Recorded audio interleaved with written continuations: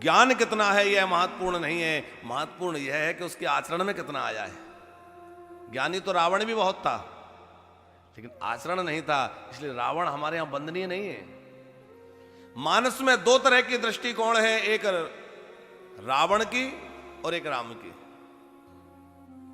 रावण वह है जो अपने भाई को लात मारकर अपने घर से, अपने नगर से निकाल देता है, और राम वह है जो अपने भाई के लिए अपना राज्य छोड़ करके वन में निकल जाते हैं। रावण वह है जो अपनी मंदोदरी जैसी परम सुंदरी नारी नीलामा ऐसी नारी को छोड़ करके और अन्य नारियों की ओर देखता है, और राम वह है जो अपनी जानकी को प्राप्त करने के लिए समुद्र पर सेतु बना देते हैं और जानकी को छोड़कर कभी स्वप्न में भी किसी का विचार नहीं कर सकते। रावण वह है जिसके यहां वृद्धों का अपमान होता है, और वह अपने नाना को ही फटकार लगाता है कि बूढ़ भय न तब मारत आजू, अरे तुम बूढ़े हो गए हो, नहीं तो प्राण दंड दे देता, निकल जाओ सभा से। अपने नाना जी को रावण कह रहा है। और राम क्या है?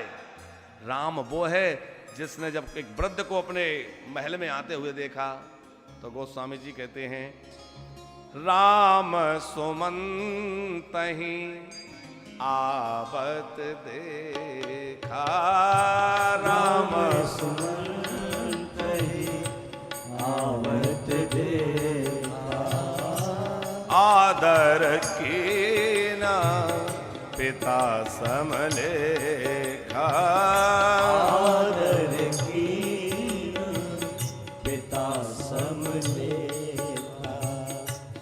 जब राम जी के महल में सुमंत जी पहुंचे, सुमंत जी वयोवृद्ध हैं और लगभग दशरथ जी की उम्र के हैं, लेकिन मंत्री के पद पर हैं, कोई राज परिवार के थोड़े ही हैं, मंत्री हैं।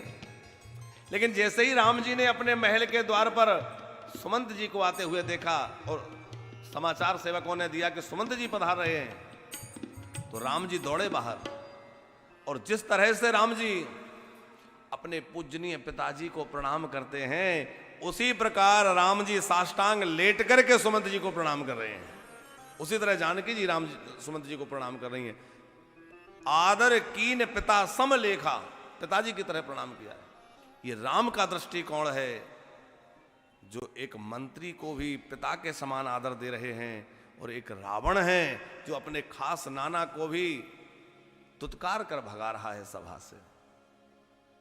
जहां वृद्धों का सम्मान है वहां राम राज्य की स्थापना होती है, और जहां बुजुर्गों का तिरस्कार होता है, अपमान होता है, वहां रावण जैसी लंका यदि सोने का उसका नगर हो और रावण जैसा वैभव हो, तब भी वह नष्ट हो जाता है, बचता नहीं है।